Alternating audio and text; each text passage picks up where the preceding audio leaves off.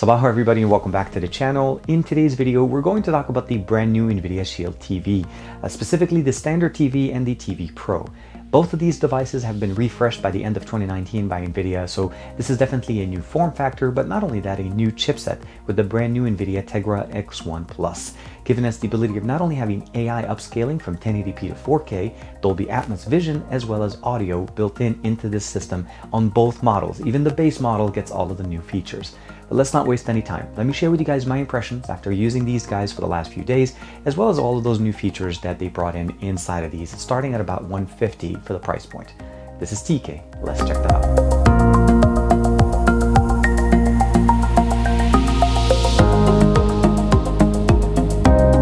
Like and subscribe and make sure you hit that bell icon so you're always notified whenever we have new videos on the channel. So here we have both boxes. As I mentioned to you guys, the brand new NVIDIA Shield TV, which I think a lot of people started calling this a stick, but it's not really a stick. And as soon as we take it out of the box, you'll know exactly what I mean. Now, the price point and the availability is starting right now on all major, online retailers. And I'll share with you guys some links, but of course, Best Buy, Newegg, and of course, Amazon. So if you're looking for any of these, you should be able to find them as soon as you see this video. There is going to be two models, the NVIDIA Shield TV and the NVIDIA Shield TV Pro. You notice the Pro kind of looks like what we had last time, although the new TV has that new form factor. Both of them are 4K HDR Android TV boxes, so they are the best Android TV boxes that you can get on the market today. And of course, as I mentioned to you guys, there's going to be two different models. Starting price point is $149 straight online. So make sure you check out that link in the description below if you're looking to get one for yourself. Both devices will support Dolby Vision and Dolby Atmos, 4K HDR, and AI upscaling, and that's due to the brand new Tegra X1 Plus. And unfortunately, some of these new features like the AI upscaling will not be coming back to earlier generations of the NVIDIA Shield, as this is not just the software capability, it's also hardware dependent. We'll have access to the Google Play Store as well as the GeForce Now access to those games. And this is still in beta currently, although from what I hear, it should be coming in basically as a regular service in the near future, enabling us to play AAA PC style games on the NVIDIA in the living room. We have access to the Google Assistant as well as it works with Alexa. And of course, we have Chromecast built in. This is a Chromecast 4K Ultra, basically. That $70 accessory that you can buy separately is included inside of this in both of these devices. The difference that we get here, essentially here on the NVIDIA Shield Pro, is we have a full-size USB 3.0 port, and I'll explain to you what I mean there. Plex server capability, premium Android games, although neither one of them will include a controller. Both of them are supporting controllers. We have 3 gigs of RAM here with 16 gigs of internal storage, as opposed to the 2 gigs of RAM with 8 gigs of internal storage. Now, if we look into the actual contents of the box, both will include the streamer, the remote, the brand new remote, and we'll check that out, as well as a power cord. Now, the regular TV does not require a power brick at the end. It's just a standard cord, although the Pro will definitely need that additional power consumption there. Both are supporting the brand new X1 Plus Tegra processor, 256 cores of NVIDIA GPU there, Dolby Atmos and Dolby Vision, both, of course, with Dolby Digital Plus. And of course, here we have 7.1 on the Pro, so that's one thing you want to keep in mind. 2 gigs of RAM to the 3, 8 gigs of storage to the 16. We have a micro SD expandability here. We do not have any more USB, full-size USB on the streamer. Here we have 2 USB 3.0 for expandability. So expanding storage on the standard one will be through micro SD cards, and here it will be through USB 3.0 storage. So we'll talk about some options at a later time. Both support Wi-Fi, Gigabit Ethernet, Bluetooth 5.0, as well as LE. And of course, you can see some of those ports, two USBs, Ethernet, HDMI 2.0, or I think it's a 2.1, as well as power. And of course, the remote itself does have Bluetooth and mic voice control. So all of these features will get a chance as soon as we open up these boxes. And here we are. This is the brand new Pro. Now I've been using this. I just put it back in the box for us to check it out. As I mentioned to you guys, 2 USB ports, the HDMI, Gigabit Ethernet, as well as the power cord. Now this is a proprietary cord. We have a back vent sitting there. We have a bottom vent sitting here for basically air cooling.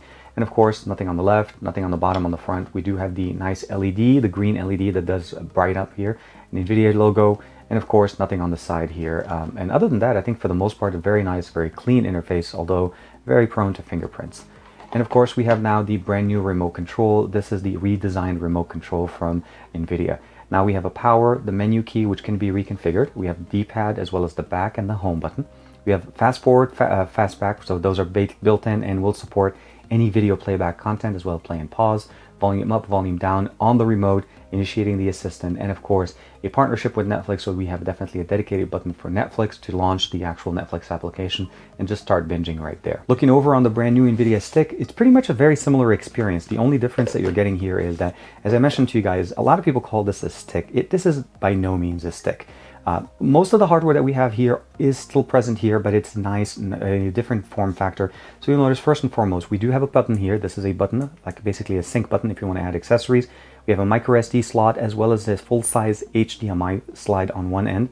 On the other end, we have the Ethernet as well as the power, so that whenever you're connecting this and you actually use this with a TV, it actually goes in line with power. So you run power from one end and then you run TV or video from the other. And it actually kind of almost looks like this is just a part of the cable mechanism or setup. So you don't actually have to have this sitting in an area where you see it, as the remote interfaces directly with it over Bluetooth. And of course, this provides IR capabilities to your TV. The remote now reuses 2 AAA batteries that are included in the box, and we no longer have to worry about those little D-cell batteries. But overall, definitely the most improvement as far as a form factor is here. Now, of course, I do want to mention to you guys that by comparison, this is the NVIDIA Shield Pro from 2017, the last edition they had. This is the difference in size, so you'll notice it's much smaller. One of the big differences that we have here is the fact that this one has a 500 gig built-in hard drive that was a spinning drive. That's what attributed to the bigger form factor, the ability of having the additional SD card. But what happened essentially here is that they no longer want to put in spinning hard drive. And if they do bring back the additional storage built into the unit, it will definitely be SSD.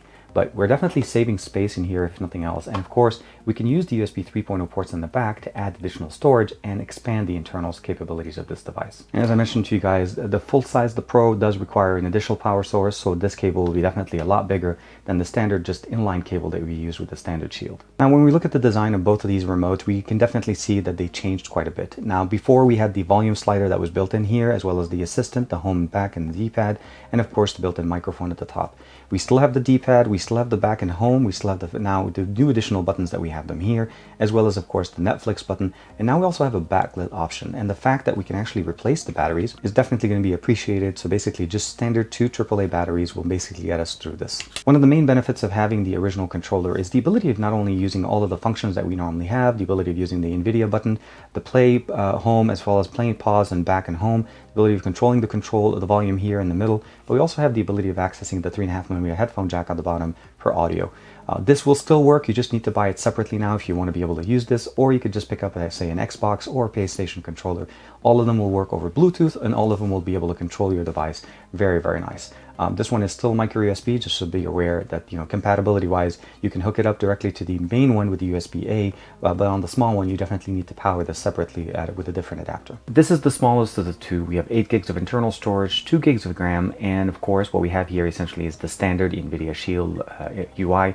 Now, I am using the brand new remote. As I mentioned to you guys, the box will include the actual streamer as well as the actual new remote.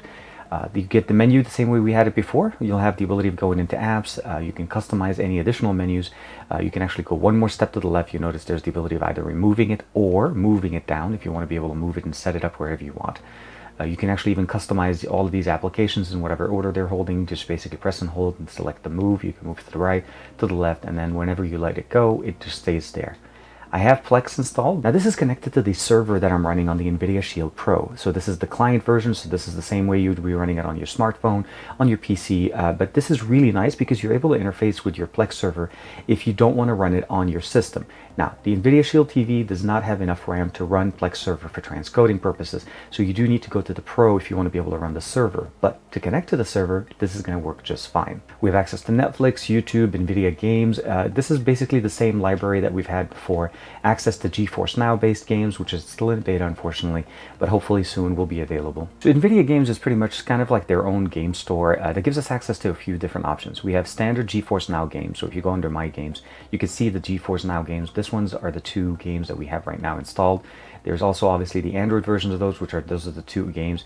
But if you scroll down, you notice some of these games say the word GeForce Now, and that's using the brand new GeForce Now beta that's going on. Again, hopefully will be available publicly, but currently, if you'd like access to it, you have to be part of the beta. YouTube access is pretty standard. You're able to watch all content on this, as well as Prime Video, play music, YouTube, as I mentioned before. And you're also able to go into basically the feature. This is the ability of customizing your entire menu. So you can go in here, go to Customize Channel, and you can customize the entire selection here. I went ahead and switched over to the NVIDIA Shield Pro, and the overall UI for the most part looks exactly the same. The main differences obviously are on the hardware. We're still running the brand new NVIDIA X1 Plus, but we also have here 16 gigs of internal storage as opposed to the 8 on the standard TV, as well as the ability of having 3 gigs of RAM as opposed to the 2 gigs of RAM. And of course, we have full-size USB ports on the hardware. Now, what that essentially means is that we'll be able to run full version of Plex Server with up to 1080p transcoding live on the fly using the brand new chipset. But as far as the actual system and configuration, as I mentioned to you guys, everything else looks the exact same thing. This is the Play Next option, the NVIDIA Games section. You can go in there, customize it, Netflix. Unfortunately, with my screen capture device here, I don't have a way of playing content for you guys because it is copyright protected. But I am going to show you guys some sample of course, how the video looks like whenever we're trying to play that there. You are able to use a keyboard and mouse, so this is something you can do. I just connected a mouse directly to one of the USB ports in the back. And of course, when we go into the settings tab, we have the same thing: sleep, restart, AI upscaling. You can customize it, have the demo mode showing right there. And of course, we have the connected network, device, remote app, and any account that you're logged in. Under device preferences, and of course, if we go under about, as you can imagine, we are running Android 9.0 under the hood here, obviously, as this is the base operating system of Android for the NVIDIA Shield TV. Of course, it'll play the video, and we can actually see it here, and we can change. Now, I don't have a way of changing. Again, the enhancement is not compatible with 1080p. You'll notice AI enhanced, not active, upscaling not required. It does know if it needs to upscale. If it doesn't actually have a need for it to upscale, it will not process it. And what that means by that is that essentially is if it's not running in HD to upscale to 4K, it's not going to run it because it recommends basically that the content is playing at the best resolution possible there. The overall experience with the new NVIDIA Shield TVs is that basically the new form factors are married with better hardware. The X1 Plus provides us Dolby Vision, Dolby Atmos for great video, basically video and audio playback on a 4K TV. So you'll definitely enjoy this. And of course, the ability of having the 7.1 Dolby on this straight from the box is no longer a pass-through. You no longer have to figure out a way to get it to work. It works straight off of the boxes. Now, the new TV is definitely the brand new form factor, that tube, I would say, more than, let's say, a stick, because it's actually a lot bigger. And as I showed you guys, about the same size as the remote. This is not intended to be sitting on your entertainment system. This is supposed to be basically where your wires are. After you set it up, you can add an SD card if you want to expand, add some more storage on there. But overall, this sits in the background. You use the remote with the Bluetooth and the IR functionality to control your TV, basically enjoy your content, play games, and of course, if you'd like, connect the controller, either be it Xbox, PlayStation, or even the NVIDIA controller, which are sold separately, just as a heads up. None of the packages will include those anymore. And of course, it starts at $150. So overall, the pluses and minuses. Pluses, definitely great hardware, brand new updates on that, as well as software. And of course, we definitely have basically the brand new remote, all of the cool things. I'm not saying that any of the stuff there's going to be bad stuff, but we did lose some things from previous generations. And by what I mean by that is, on the previous remote, even though it was smaller, we had a 3.5mm headphone jack. We don't have one here. We did gain IR and we have more functional buttons as opposed to what we had before, but that's something that maybe some people enjoy. So the controller still benefits from that, having the 3.5mm headphone jack there. So if you want that, make sure you get either the NVIDIA Shield controller or any controller that connects over Bluetooth. Like I said, we have basically the Xbox or even the PlayStation ones will work. So you don't necessarily have to pick up basically just an NVIDIA controller. So those are a couple of things there. We also did lose micro SD support on the Pro model, and I think that's because of a form factor concern. So as you know, we went down in size, so we still have expandability via USB, but we no longer have micro SD.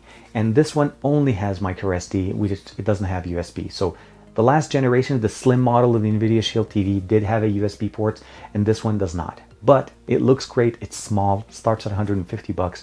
Keep in mind, if you were going to pick up, let's say, basically a Chromecast Ultra, that's the 4K streamer from Google, that's about $70. That's literally almost about half the price of this. And for basically $150, you're getting so much more than just the standard Chromecast, and it has a built-in Chromecast in here. Let me know in the comments below, what would you like me to focus on the full review? There'll be a lot more content coming on brand new, obviously, the Shield TV and the Shield TV Pro. I'll see you guys in the next video.